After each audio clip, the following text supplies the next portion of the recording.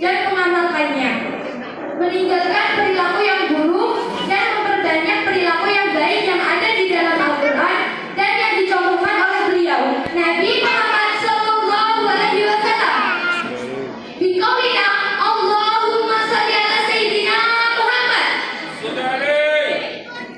Hadirin yang saya hormati, Allah berfirman dalam Al-Quran surat Al-Imran ayat 104 yang berbunyi, A'udzu billahi minasy syaithanir rajim.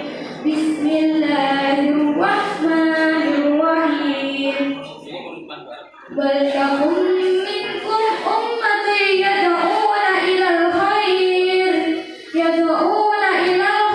wa ya'muruna bil ma'ruf wa yanhauna 'anil munkar wa ulaika humul muflihun. Yang artinya, hendaklah ada di antara kamu segolongan orang yang menyeru kepada kebajikan, menyeru berbuat yang ma'ruf dan mencegah dari yang munkar. Mereka itulah orang-orang yang beruntung.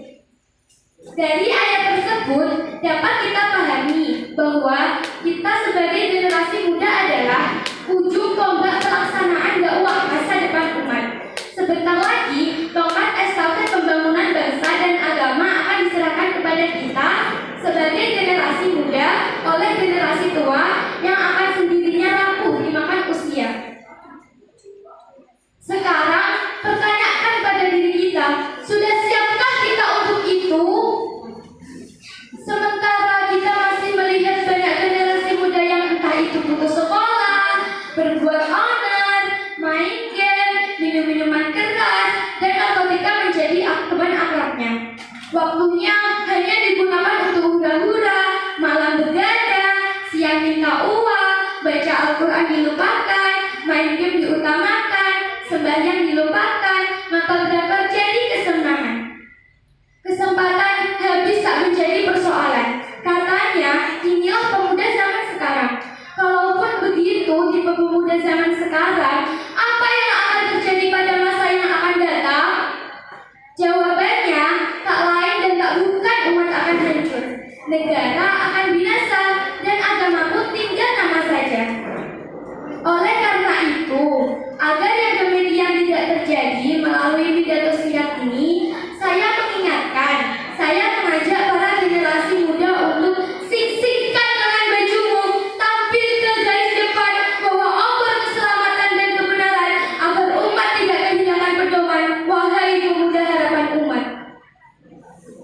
Hadirin yang saya hormati, pakar ilmu mengatakan, halangan dan rintangan bukan untuk ditangisi, tapi untuk diatasi.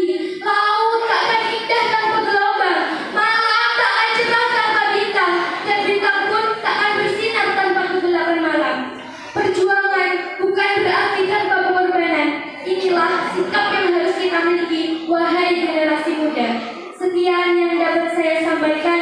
Apabila ada kesalahan dalam perkataan maupun perbuatan, saya mohon maaf yang sebesar-besarnya.